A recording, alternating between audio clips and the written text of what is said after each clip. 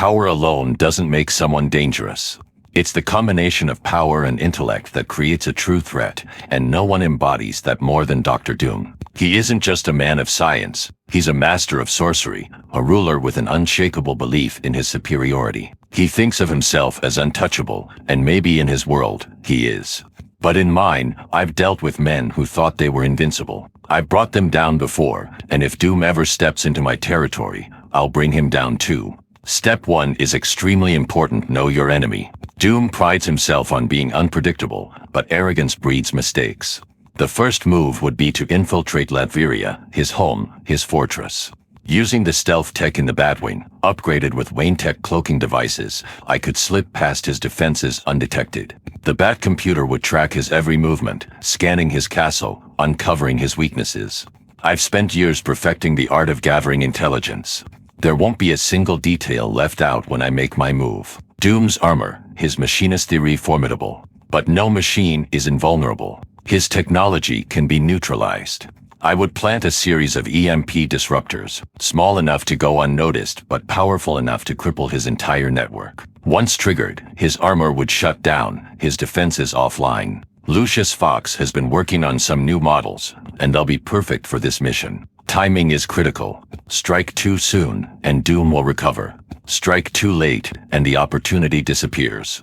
But if there's one thing I'm good at, it's timing. Technology, however, is only half the battle. Doom's mastery of magic makes him an entirely different kind of opponent. Science can be countered, but sorcery requires a more delicate touch. For that, I'd call in Zatanna. Her knowledge of the mystical arts will give me the edge I need. Together, we would craft wards, protection spells designed specifically to block Doom's magic. I've faced my share of magical enemies, but Doom is something else. His power is dark, old, and dangerous. I can't afford any mistakes, so Zatanna's expertise will be vital. She'll keep me one step ahead of him. But even with all of his power, Dr. Doom's greatest weakness is his need for control. He trusts no one, sees betrayal in every shadow. This paranoia is something I can use. I'd feed his fears, planting false information, spreading rumors of rebellion within his own ranks. Agents like the Question or Martian Manhunter would be perfect for this, quietly infiltrating his inner circle, making him question his most trusted allies.